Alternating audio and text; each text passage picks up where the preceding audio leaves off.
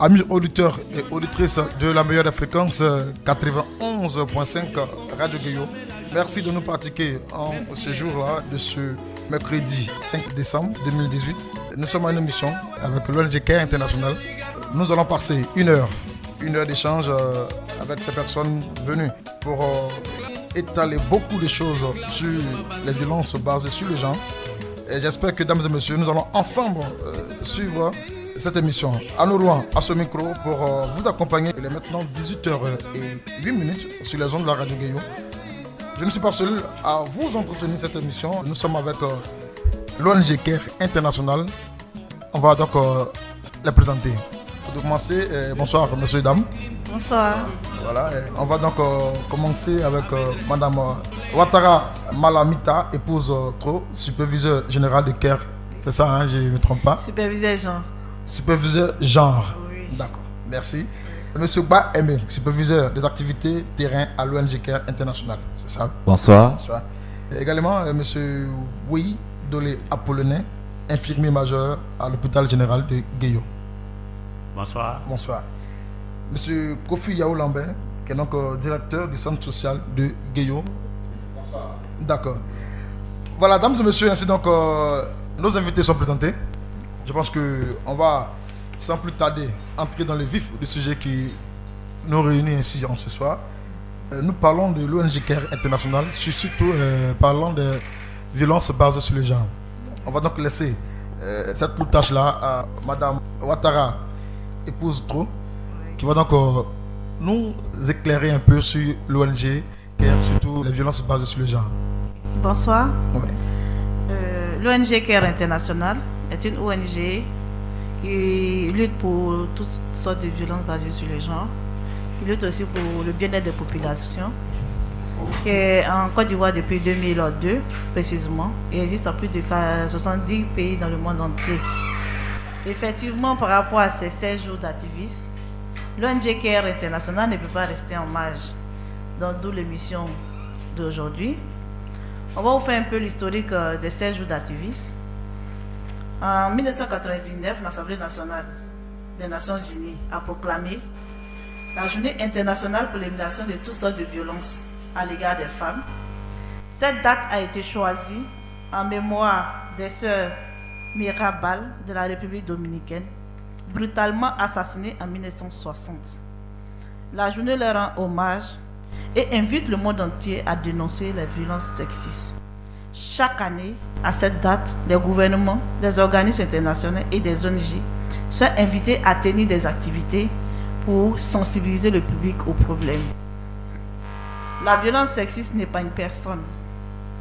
Elle brise des familles, affaiblit notre tissu social et coûte très cher à notre collectivité et à l'économie. Les 16 jours d'activisme rappellent à la population ivoirienne qu'il est possible d'agir maintenant et tout au long de l'année pour éliminer toutes les formes de violence à l'endroit des femmes et des filles. D'accord, voilà un peu l'historique. Hein. Mesdames et messieurs, pour ceux qui viennent de nous prendre en marche, c'est sur Radio Guéo. Nous sommes avec l'ONG CARE International pour donc parler des violences basées sur le genre. Vous allez intervenir bien sûr sur les numéros que vous connaissez, vous pouvez les rappeler, 71 50 55 03, 75 97 47 28 ou encore le 79 09 86 39. Allez, on va donc ouvrir le téléphone tout à l'heure pour vous permettre, pourquoi pas, d'intervenir aussi. Mais pour l'heure, c'était un peu là l'historique. Hein, l'historique C'est l'historique des 16 jours d'activisme. D'accord. Et puis j'ai fait une brève présentation de l'ONG CARE International. D'accord. L'historique, définition, tout est compris. Non, je vais aller maintenant au niveau des définitions. D'accord, voilà. Donc on va définir un peu. On va définir un peu, on va partir d'abord sur le genre. Mhm. Le genre qui porte beaucoup à confusion. Parce que quand on parle de genre, les gens font allusion au sexe. Voilà, le genre, c'est pas le sexe. Les gens font allusion plutôt aux rapports sociaux qu'il y a entre l'homme et la femme. Et les gens font plutôt allusion aux activités que les hommes peuvent faire, les femmes aussi peuvent le faire. Et aujourd'hui, plus particulièrement, quand on parle de violences basées sur les genres, ça concerne tout le monde. Ce n'est pas spécifiquement dédié aux femmes. Voilà. Voilà ce qui est un peu clair dans les têtes. Parce que quand on parle des genres. En communauté, quand on parle du genre, faisons plutôt allusion aux égalités qui existent entre l'homme et la femme. Donc l'homme et la femme sont égaux Et quand l'homme et la femme sont égaux, cela veut dire qu'ils ont toutes les attitudes nécessaires pour leur permettre de pouvoir valoir leurs capacités intellectuelles, physiques et relationnelles dans la société. Et quand on fait allusion au sexe, le sexe est une entité biologique qui nous permet effectivement de faire la différence entre l'homme et la femme. Et c'est un peu l'une des particularités, parce qu'une femme ne peut pas devenir un homme, comme un homme ne peut pas devenir une femme. La définition pour le thème de la violence, parce qu'avant d'aller plus loin, il faut savoir ce que c'est qu'une violence. Une violence, c'est tout acte ou comportement par lequel une personne exerce sur une autre une force physique, une pression morale, en vue généralement de l'amener à faire ce qu'elle veut. Elle concerne aussi tout ce qui provoque des douleurs violentes ou des souffrances physiques, mentales ou sexuelles. Je vais faire maintenant allusion aux violences basées sur le genre pour que nous tous on puisse avoir les mêmes informations et les mêmes visions. La violence basée sur le genre, c'est un thème regroupant tous les actes infligés à une personne contre son gré. Ici, je vais marquer un point, contre son gré, c'est-à-dire contre son consentement. Il est très important de tenir compte de la vie de l'autre. Est-ce que là, on peut avoir un exemple plus palpable là? Ok, nous sommes dans une salle, je suis entouré de 4 hommes. Donc déjà, c'est un exemple très simple, hein? Voilà. D'accord, ceux qui peuvent comprendre déjà ont compris. Donc quand on parle de violence basée sur les gens, les hommes peuvent vouloir une chose et moi je donne mon point de vue. Quand je dis non, mon point de vue non doit être respecté. Et dès le moment où ils ne prennent pas en compte mon point de vue et qu'ils commencent à agir de manière violente vis-à-vis de ma personne, là ça devient une violence basée sur les gens. Même une violence verbale, c'est une violence basée sur les gens. D'accord, là c'est bien compris. On peut continuer. Donc je disais que les actes de violence violent un certain nombre de droits de l'homme fondamental, protégés par des textes et des conventions internationales. Un grand nombre, mais pas toutes les formes de VBG, sont illégales et considérées comme des actes criminels au regard des législations et politiques nationales. Oui, donc on va laisser cette tâche-là à M. Baye Aimé, donc le superviseur des activités terrain de l'ONG CARE International. Voilà. Merci. Tout à l'heure, madame a donné un exemple palpable. Est-ce qu'on est d'accord dessus? Oui, il n'y a pas de problème. D'accord. Okay. On va aussi revenir sur plusieurs exemples ici. D'accord. À travers les différents types de VBG que nous allons essayer de citer ici. Nous avions ce qui revient en général, nous avions 6 grands types de VBG. Nous avions d'abord le viol. Donc, on peut vous définir ce que c'est que le viol. Le viol, c'est tout ce que nous pouvons considérer comme pénétration anale, buccale ou vaginale.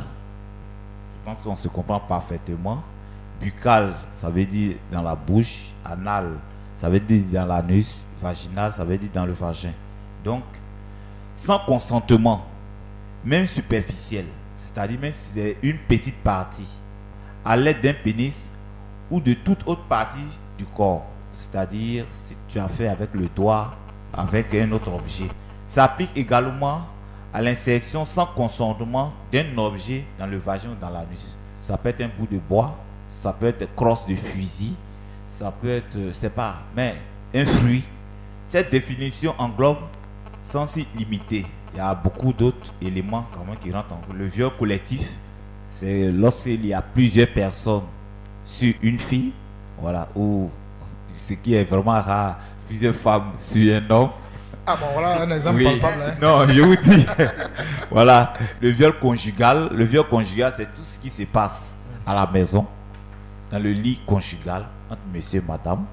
C'est vrai, j'ai marié cette femme, j'ai la dot, comme on le dit, nous sommes passés à la mairie, mais malgré tout ça, tu peux violer ta propre femme. Si elle te dit non et que tu persistes, et que tu insistes, et que tu forces, même si c'est ta femme, même si vous portez des bagues, c'est considéré comme viol. Voilà. Les sodomies, les rapports bucco-génitaux forcés, c'est-à-dire tout ce qui est dans la bouche, dans l'anus, comme on l'a dit tout à l'heure, et c'est vraiment sans le consentement de la personne. Voilà, donc voici un peu en gros ce que le viol comporte. En deuxième classe, nous avons les agressions sexuelles. C'est toute forme de contact sexuel. c'est-à-dire sans consentement, débouchant, ne reposant pas sur les actes de pénétration. C'est-à-dire tu as tenté, comme on le dit, mais tu n'as pas eu l'occasion, par la grâce de Dieu, à violer cette personne. Voilà, donc c'est tout ce qu'on appelle agression sexuelle. On peut citer les tentatives de viol, les baisers non désirés, c'est-à-dire embrasser une personne sans son consentement, voilà, caresser la personne, les attouchements, voilà, toucher ses seins, ses parties sensibles, comme le dit, en tout cas, n'importe quelle partie même du corps déjà, voilà, les parties génitales, les fesses, comme je le dis. Nous pouvons aussi classer les mutilations génitales au niveau de ces agressions-là. Parce que chez nous, moi je suis particulièrement de l'Ouest, montagneux. C'est un phénomène qui est beaucoup développé chez nous là-bas. Pratiquement 90% de nos filles vont en excision. Et ça a des conséquences très très très graves sur ces jeunes filles-là. L'excision, comme on le dit. Donc voici tous ces classes que je viens, ces exemples que je viens de citer sont classés dans les agressions sexuelles. Nous avions les agressions physiques. Violence physique, c'est-à-dire ça peut se passer dans le couple ou hors du couple, dans le foyer ou hors du foyer. Mais ce n'est pas de nature sexuelle. C'est pas de nature sexuelle, c'est-à-dire la personne qui exerce n'a pas l'intention d'avoir des rapports sexuels avec cette personne. L'auteur n'a pas l'intention de vouloir avoir des rapports avec cette personne. Ce sont simplement des agressions physiques. Donc, si tu frappes ta femme, par exemple, c'est de l'agression physique. Et quand c'est le cas contraire, quand oui, quand la femme aussi, te frappe, oui, quand tu te fais frapper par ta femme, voilà. Si tu te fais frapper par ta femme aussi, ça peut être traité de agression physique, voilà. Et les gifles, étrangulation, coupure, bousculade, brûlure, tu éteins la cigarette, mégot de cigarette, vraiment n'importe quel objet qui peut vraiment apporter des dommages physiques au corps de la survivante, la victime, si vous voulez. Le mariage forcé, ça aussi, on voit ce genre de violence énormément. Le mariage forcé, il y a plusieurs classes dedans. Il y a des mariages, c'est ce qu'on appelle les dénis des ressources, le vira, le soussoura, c'est-à-dire le fait, c'est parler de mariage des mineurs lorsque la personne a moins de 18 ans. Voilà. Donc, c'est une fillette pratiquement, elle a moins de 18 ans, elle ne remplit pas les conditions pour pouvoir supporter une grossesse. Donc, ça peut classer tout ça dans un panier de mariage forcé. D'accord. Ça peut être aussi un jeune garçon qui n'a pas encore 18 ans à qui on donne un mariage à... Oh oui, mais c'est évidemment rare. Ça, c'est rare. C'est rare, c'est rare. Sur 1 sur 1000, ça peut exister. Non, bon, oui, donc oui. c'est aussi... Mais ce qui est courant, ce sont des vieillards, qui sont riches, des 95 ans, voilà, qui abusent peut-être de leur pouvoir parce qu'ils ont les moyens, qui vont. Ça peut être aussi la coutume. Hein, oui. Voilà. On va tout à l'heure quand on va mettre les causes, on va essayer. D'accord. Donc les mariages forcés. Donc très souvent les mariages forcés c'est dû un peu à la pauvreté, hein, comme tu viens de le dire. Voilà. Il y a les violences psychologiques et émotionnelles. Ça, c'est ce qui est le tueur silencieux. Nous, on appelle ça le tueur silencieux. C'est-à-dire, tu n'as pas frappé, tu n'as pas violé, mais ça, c'est plus grave. Tu rentres à la maison, tu ne salues pas ta femme, tu ne parles pas avec elle. Même si des prix de manger, tu donnes, tu payes la maison, tu payes tout, mais tu ne parles pas avec elle. Ça, c'est plus dangereux parce que elle meurt à petit feu, à l'intérieur. Ça, c'est plus grave. Donc, c'est ce qu'on appelle les violences psychologiques. C'est-à-dire, ou bien parfois, insulter la personne, l'humilier, la ridiculiser, l'infantiliser en face des enfants, en face de ses camarades. Très souvent, ce qu'on entend, j'étais marié, j'ai 2 enfants de pauvres. Très souvent, on entend des hommes qui prononcent ce genre de paroles. C'est vraiment difficile pour certaines femmes. Bon, parfois, elles acceptent parce que, je dirais, pour beaucoup de raisons. Parce que les femmes, elles acceptent beaucoup de choses. Voilà. voici un peu donc les mariages, les violences psychologiques, émotionnelles aussi, qu'on appelle les tueurs silencieux. Donc l'humiliation, isolement forcé, on l'enferme dans la maison, tu bouges pas, tu sors pas, voilà. Toi, tu es garçon, tu peux partir au marquis, venir à 23h, à minuit, mais la femme, non, elle ne peut pas sortir, tu vois. Donc ça encore, c'est si. Donc vraiment, je vous remercie. D'accord. Donc voilà, on va encore rappeler à nos auditeurs qui nous suivent que bien sûr vous pouvez participer à l'émission avec l'ONG CARE, parlant bien sûr des violences basées sur les gens. Donc les numéros vous les connaissez, 71 50 55 03, 75 97 47 28 ou encore le 79 09 86 39. Donc après la définition et l'historique par Madame Ouattara et donc Monsieur tout à l'heure qui nous a fait donc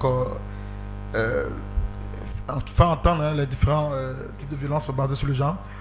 On va laisser donc la place, le micro à Monsieur Kofi, c'est ça, hein? Voilà. Merci bien. Monsieur Kofi Yaou Lambert, qui est donc le directeur du centre social, voilà, qui va nous donner les causes.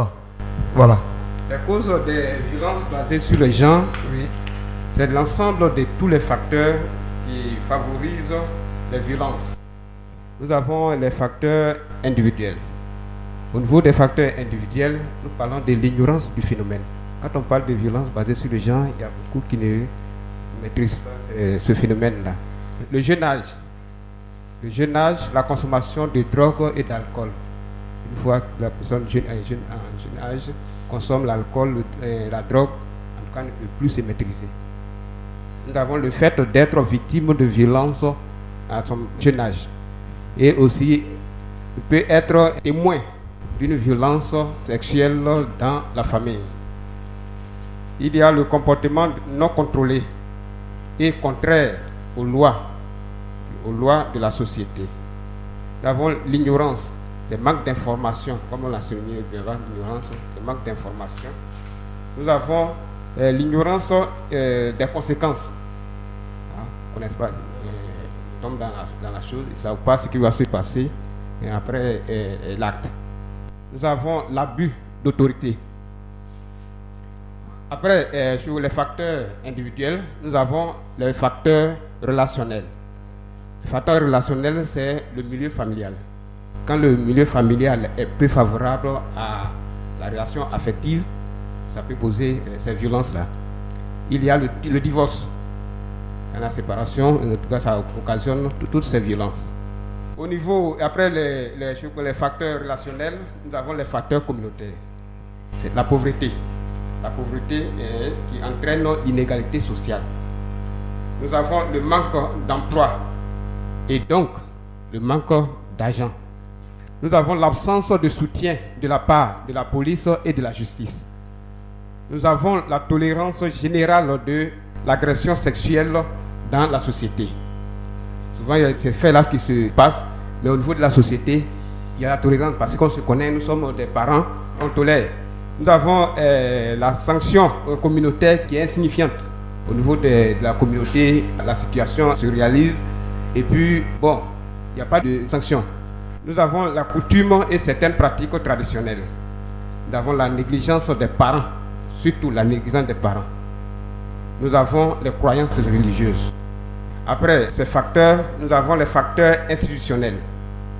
Nous avons l'impunité de ceux qui commettent des actes de violence. Souvent, il y a ces situations, mais il n'y a pas d'impunité. Pas d'impunité, ça encourage. Il y a des gens qui peuvent le faire, mais ils se disent que celui-là, il a fait, il a fait quoi? Et cela peut occasionner des choses que nous ne pouvons pas supporter. Nous avons l'inexistence d'appareils judiciaires dans certaines zones. Il n'y a pas de justice. Nous avons le manque ou mauvais fonctionnement des tribunaux. Le manque et le mauvais fonctionnement des tribunaux. Nous avons des tests de protection, mauvais traitement des plaintes et des plaignants. Quand les gens viennent porter plainte, en tout cas, au lieu de bien traiter le dossier, souvent ça rentre dans les tiroirs. Quand c'est comme ça, ça n'empêche pas ce phénomène-là. Après ces facteurs, nous avons les facteurs sociaux. Il y a la guerre.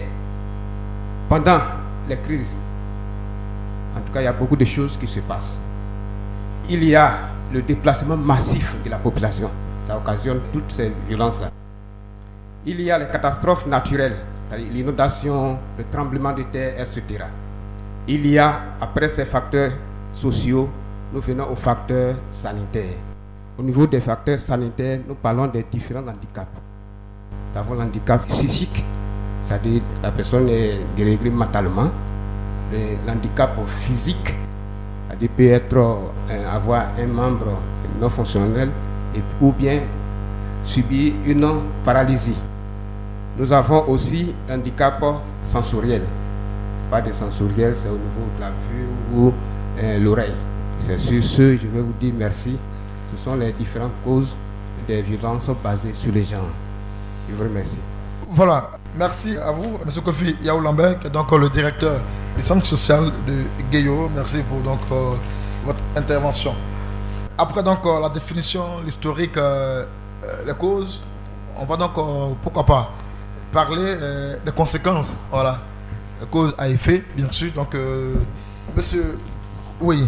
Oui, monsieur. Oui. Donc, infirmier major à l'hôpital général de Guéyo. Merci pour votre présence. Oui, Voilà, nous parlons maintenant des conséquences. Les conséquences des VGB. Et comme il est écrit, la violence basée sur le genre agit et sur la santé. Agit et sur la santé, le bien-être entraîne un coût humain et économique élevé.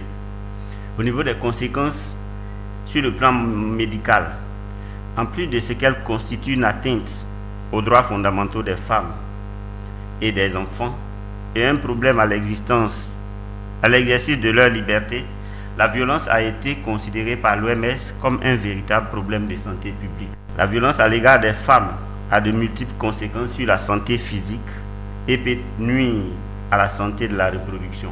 Ça veut dire que sur le plan physique, la personne peut avoir des handicaps, la personne peut avoir d'autres problèmes de reproduction, c'est-à-dire sur la grossesse. Au niveau également médical, il faut dire que puisque la personne victime de violence, qu'elle soit sexuelle ou bien qu'elle soit battue, elle est toujours exposée. Exposée d'abord aux différentes infections telles que l'IST, qui est l'infection sexuellement transmissible, ou bien le VIH-Sida. Si la personne a été battue, elle peut avoir des handicaps. Ça, c'est au niveau médical. Des handicaps ou bien des infirmités. Il peut y avoir également des grossesses non désirées ou des grossesses précoces. Je l'ai déjà dit, il peut y avoir des fractures, ça c'est physique. Il peut y avoir également des douleurs, manque d'appétit, stérilité. Il peut également avoir des troubles de l'appareil génital. Ces troubles-là peuvent occasionner la stérilité. Aussi des infections aiguës qui sont véritablement mortelles. Les règles douloureuses, les avortements spontanés dus aux infections urinaires chroniques. Il y a également des accouchements difficiles, des déchirures, parce que la pénétration, puisque c'est sans son consentement, si c'est les violences sexuelles, c'est sans le consentement de cette dernière, de la victime. Et là, il peut y avoir des déchirures. Je parlais tantôt des cas d'IST, puisque c'est sans le consentement de la victime, la pénétration se fait d'abord sans lubrifiant, et là, il y a des déchirures. Et là, elle est exposée à ces infections-là. Elle est également exposée au VIH-Sida, parce que là, il n'y a pas de consentement, il n'y a pas de protection. On ne connaît pas le statut sérologique de celui qui viole. On ne connaît pas le statut sérologique, non seulement on ne le connaît pas, et puisque c'est sans le consentement de la victime, il le fait sans se protéger. Donc, parmi ces causes, il faut également relever des accouchements difficiles qui conduisent souvent à la césarienne. Je vous remercie. Voilà, mesdames et messieurs, vous qui nous prenez en marche, après l'intervention de l'infirmier major de l'hôpital de Guéyo, M. Oui, on a eu à parler des conséquences d'abord sur le plan social, économique. Donc, M. Lambert, vous intervenez sur le plan. Merci bien. Oui. Nous sommes au niveau des conséquences psychosociales, des conséquences psychologiques. Au niveau de ces conséquences-là, on peut citer le trouble de mémoire. Parce que vraiment, c'est une partie très, très, très importante. Je prends le côté médical, mais le côté psychologique, vraiment, c'est très, très, très délicat. Je avait signifié que c'est un tueur silencieux. Donc nous avons le trouble de mémoire, nous avons la défense automatique, nous avons la peur d'être enceinte ou de contracter des maladies, nous avons la peur, la colère et la grande inquiétude qui se manifestent par des pleurs, des rires, de l'agitation, une grande tension. On a le calme, une attitude posée, mais la victime est insensible à tout. Le flashback, les troubles de sommeil, les pertes de mémoire, les sentiments de culpabilité, de honte et de colère, de vulnérabilité. C'est-à-dire tout ça, vraiment, ça cause des problèmes au niveau de la victime. Nous avons des méfiances, le suicide, l'abandon d'école. Parce qu'elle peut, au niveau de son école, être la risée de tout le monde. Donc elle peut abandonner l'école. En l'absence de soutien, les symptômes traumatiques peuvent disparaître, mais les séquelles existent toujours. Et au niveau de ces séquelles, nous pouvons citer l'isolement, l'affaiblissement de l'estime de soi. Nous avons la phobie. Nous avons la dépression qui est l'une des conséquences les plus répandues et qui peut conduire à des troubles. Elle peut conduire à des troubles alimentaires, de sommeil, des tendances de mettre à frein à ses émotions. Les tendances de mettre fin à ses émotions. C'est-à-dire qu'elle ne peut pas se mouvoir dans la société ou bien dans l'établissement où elle est, elle ne peut pas se mouvoir parce qu'elle devient la risée de tout le monde. Nous pouvons citer aussi le dysfonctionnement sexuel, tel que le vaginalisme. Le vaginalisme, c'est la contraction douloureuse éprouvée du désir. La contraction douloureuse des muscles du vagin carents de rapport sexuel. C'est-à-dire qu'il peut y avoir des troubles au niveau au moment où elle va avoir des relations, il va avoir des douleurs au niveau des muscles. Nous pouvons citer aussi l'exagération de maladies, des désirs sexuels chez la femme, etc. La peur de relations sexuelle, l'indifférence dans certains cas, la sexualité irrésistible, avoir des relations pour se libérer de l'angoisse et le comportement sexuel précoce. Vous voyez, tout cela sont les troubles au niveau de la psychologie d'une victime. Donc maintenant, on va parler maintenant des conséquences sur le plan social. Les conséquences au plan social. Nous avons le rejet de la victime par la famille, par la communauté. Nous avons la discrimination sociale. Nous avons le commérage et le jugement contre la victime. Nous avons le blâme sur la victime et nous avons la toxicomanie. Je vous remercie. Merci monsieur Kofi Yao Lambert. Donc monsieur Ba Aimé, qui est le superviseur des activités de terrain de l'ONG CARE International, qui va également à son tour nous parler des conséquences sur le plan économique. Monsieur Ba. Merci. Oui.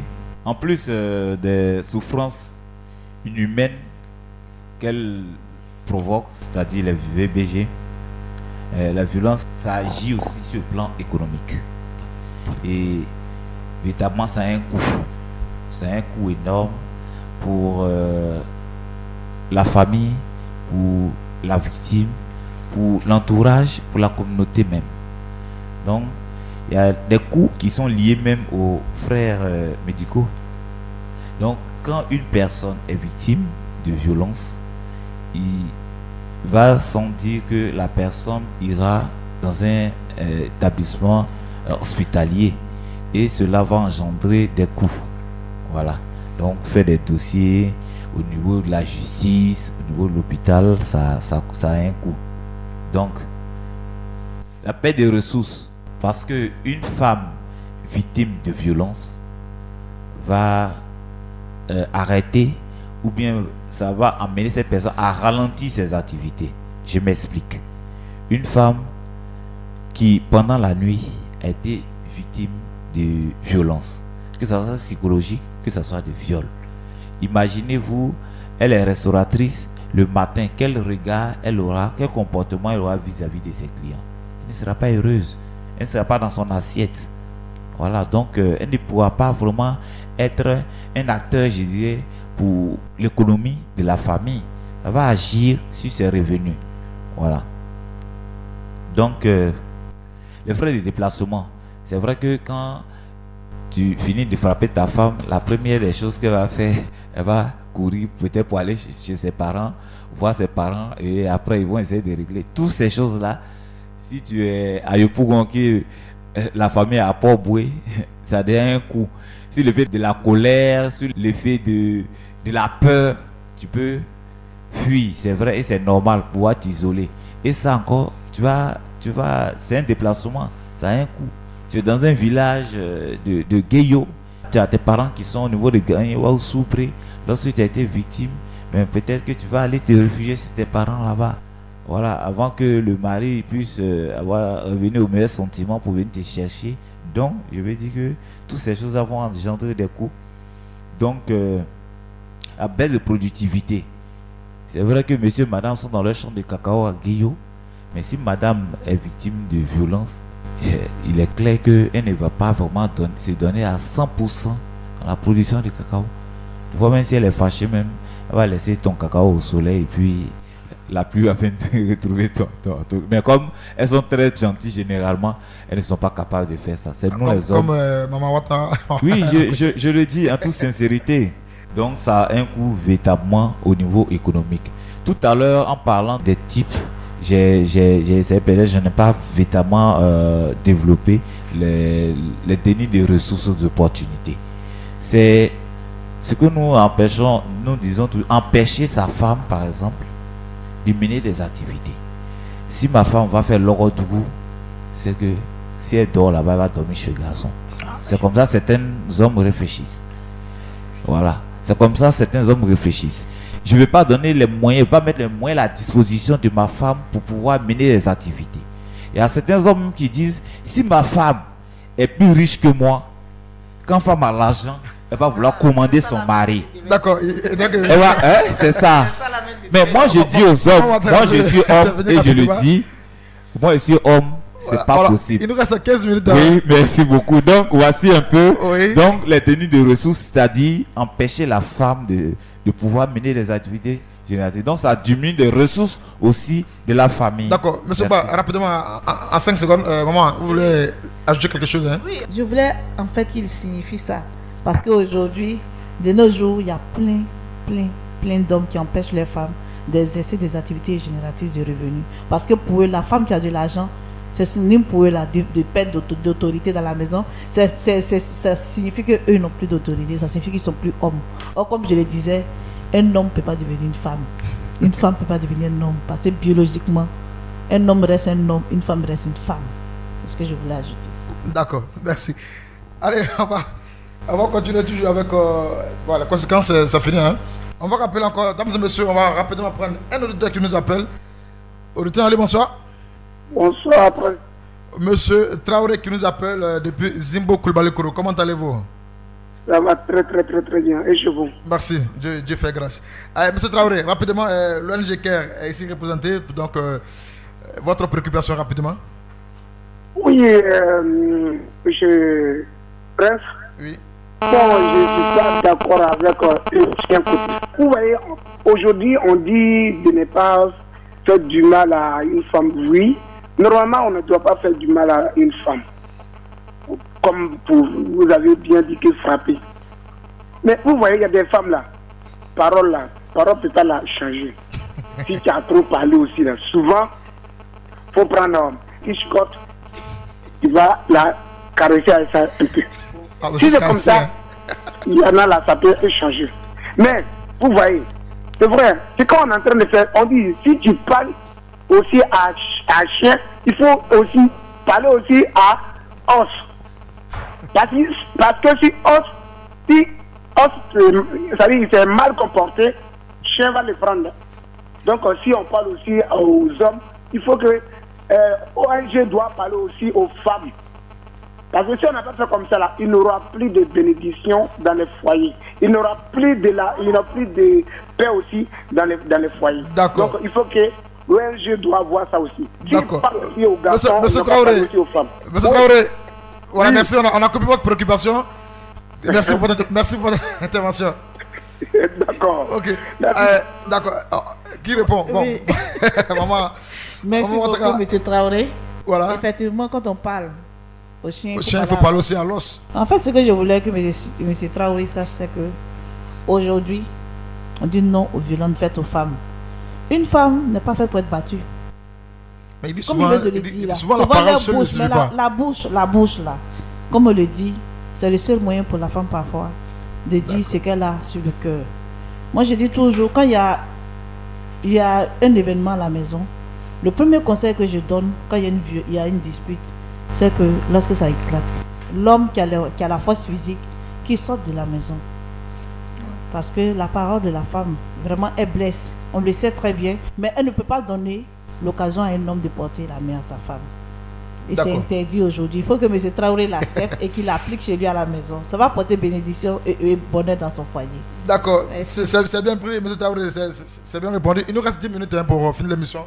On va poursuivre rapidement. Et puis bon, on va donner votre mot de fin. Monsieur Kofi Yao Lambert. Oui. Allons-y. Ok, nous sommes au niveau de la prise en charge psychosociale. Dans le micro. Au niveau de la prise en charge psychosociale, tout le monde doit apporter un soutien à l'endroit de la victime et son entourage, notamment les parents.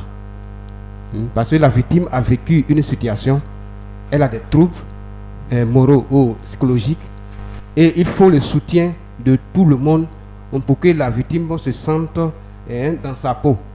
Si vous la rejetez, en tout cas, elle peut aller au pire, se suicider ou être dans une situation où vous-même vous ne pourrez pas supporter. C'est-à-dire, nous devons tous apporter un soutien. Parce que c'est l'affection qui peut donner la force à la victime. Donc pour cela, nous avons une sensibilisation à l'endroit de tout le monde de ne pas rejeter la victime. Même si la victime a subi une violence sexuelle, il faut l'accueillir, il faut l'écouter, il faut être toujours à son côté. Cela va lui permettre d'être dans sa peau. Donc vraiment, le centre social, je profite de ce micro pour dire que le centre social est bien placé pour cette phase-là. Nous sommes là, la porte est ouverte pour accueillir toutes les victimes. Je vous remercie. D'accord, monsieur Ouyi. Sur les prises en charge, il nous reste 9 minutes pour finir l'émission. Donc rapidement, on va... Oui, merci. Sur la prise en charge médicale. Oui, au niveau de la prise en charge médicale, il faut dire qu'elle consiste à apporter aux victimes des soins médicaux après examen constatant qu'il y a effectivement eu viol, il y a eu effectivement violence, pour stopper les risques médicaux et limiter les risques vitaux. La prise en charge médicale doit être faite dans un délai de 72 heures, c'est-à-dire 3 jours. La prise en charge des survivantes aux violences se fait par les prestations de santé, des prestataires de santé que sont les médecins, les infirmiers et les sages-femmes. La prise en charge médicale des survivantes aux violences sexuelles comporte des étapes suivantes. La préparation de la survivante avant l'examen, la consultation et le récit des faits, la collecte des preuves médico-légales, l'examen physique et génital, la prescription des traitements, l'aide psychologique de la survivante, le suivi de la survivante. En plus des structures sanitaires étatiques ou privées, les ONG qui possèdent des unités de voies de soins animées par un personnel qualifié font partie des structures d'assistance médicale. Maintenant, revenant à Guéyo, je pense qu'il y a l'hôpital général pour tous ces soins qui est disposé, qui a tout le personnel que je viens de citer à votre disposition. En cas de violence, nous sommes là pour vous soutenir. Je vous remercie. D'accord. Merci donc à vous, monsieur Ouayi. Donc, maman Ouattara, Oui. voilà, pour la prise en charge juridique, voilà, Pour la il prise reste en 7 charge minutes. juridique, nous avons des structures juridiques et judiciaires qui sont constituées de police, de la gendarmerie, du tribunal, des cours d'appel aussi, ainsi que des ONG qui conseillent et qui orientent les survivantes sur le plan judiciaire. En effet, il y a un processus judiciaire qui est mis en place pour que la survivante puisse porter plainte. Normalement, une poursuite judiciaire est déclenchée seulement si la survivante le veut. Comme je le dis toujours, il faut toujours tenir compte du consentement et de la volonté de la survivante à porter plainte. Au commissariat, les différents endroits où on peut porter plainte, c'est le commissariat, la gendarmerie, au tribunal, en saisissant le juge, et puis au tribunal en saisissant aussi le procureur, au niveau de la prise en charge juridique. Nous D'accord. avons aussi la Monsieur prise en Ba. charge sociaux. Oui, nous avions, comme elle a dit, la prise en charge socio-économique. Donc, on peut apporter véritablement de l'assistance à la personne pour qu'elle puisse intégrer le tissu socio-économique. Voilà. On peut financer, on peut faire le petit financement, on peut l'initier aux AGR. En ce sens-là, l'ONG CARE International mène des actions à Guéyo ici depuis pratiquement 3 ans, 2015, où nous installons ce qu'on appelle des AVEC, les associations villageoises d'épargne de crédit, qui amènent des petites associations, des associations au moins, tant pour moi, ils sont au niveau communautaire, au niveau des villages. Ils permettent aux femmes de pouvoir épargner et emprunter des petits sommes pour pouvoir mener des activités génératrices de revenus. Et véritablement, ça marche à tous les coups. Nous avions une centaine de groupements aujourd'hui au niveau du département de Guéyo. Et aujourd'hui, c'est ce qui a permis à de nombreuses femmes de pouvoir vraiment mener des activités génératrices de revenus. Donc, en termes d'assistance, il y a beaucoup de voies. L'aide au logement, l'aide à l'éducation, l'aide à l'emploi, appui à l'activité génératrice de revenus. Donc, toutes ces actions-là peuvent être menées pour pouvoir appuyer les survivantes, les personnes victimes de violences. D'accord. Je pense que nous sommes au terme de notre entretien. Maman Ouattara, moi, la question qui me revient rapidement, Oui. c'est pourquoi les violences basées sur les genres sont plus accentuées sur le sexe féminin? On n'est pas... Bon, en fait, on parle toujours de la généralité. Le plus souvent, la plupart des cas que nous avons, c'est des cas de femmes. C'est des cas de jeunes filles. Voilà. C'est pour ça que vous allez voir le plus souvent, quand on va parler de victimes, on fait allusion directement à la femme. Sinon, les violences basées sur les gens prennent en compte les deux. Les hommes comme les femmes. Voilà. Il n'y a pas de Parce que dans tout ce qui a été dit, il n'y a pas un exemple où Bon, l'homme s'est il y a senti des un cas- peu bon, il y a des cas dans la violence. Comme c'est pas, comme je l'ai dit, comme c'est pas général et puis c'est D'accord. pas récurrent comme chez les femmes, parce que vous savez en réalité, les gens ont une perception de la femme. La femme c'est le sexe faible, donc c'est la femme qui est censée subir tout. Donc dès qu'on voit une femme, elle est vraiment vulnérable et dès qu'elle est vulnérable, on peut profiter de sa vulnérabilité pour lui faire tout ce qu'on veut. C'est pour D'accord. ça. Nous sommes au terme de notre entretien, donc on va prendre vos mots de fin. Ou bien avant cela, M. Boyemé a quelque chose à ajouter? Mon mot de fin, c'est vous dire merci. Les violences contre les VBG, ce sont des choses qui sont inhérentes à la société humaine. Ça existe. Comme tu l'as dit, ta question, nous ne défendons pas les femmes, mais ce sont les femmes qui subissent.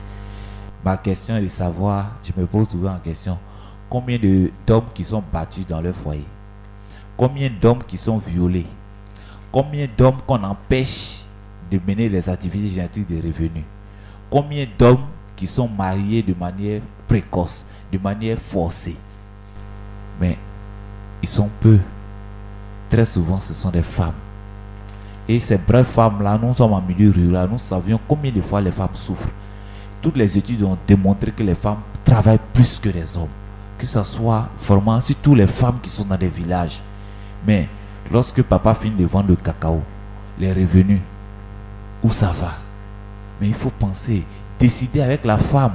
Ces hommes qui acceptent de décider, de déclarer leur bien à leur femme, c'est eux qui réussissent. Excusez-moi, parce que je sais de quoi je parle. Je suis même formant, j'ai fait l'expérience. Il faudrait que nos hommes apprennent à communiquer, à partager tout. Quand tu dis c'est ta femme derrière, il n'y a plus de secret. Il n'y a plus de secret. Tout, elle doit être informée de tout. Donc c'est un appel que je lance à tous les hommes. Et que les hommes forts, c'est ceux qui n'insultent pas les femmes.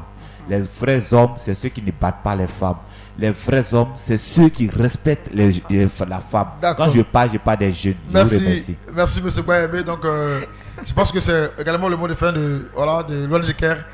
Mesdames et messieurs, merci. J'ai été heureux. Merci à toi. Nous étions avec l'ONG CARE International.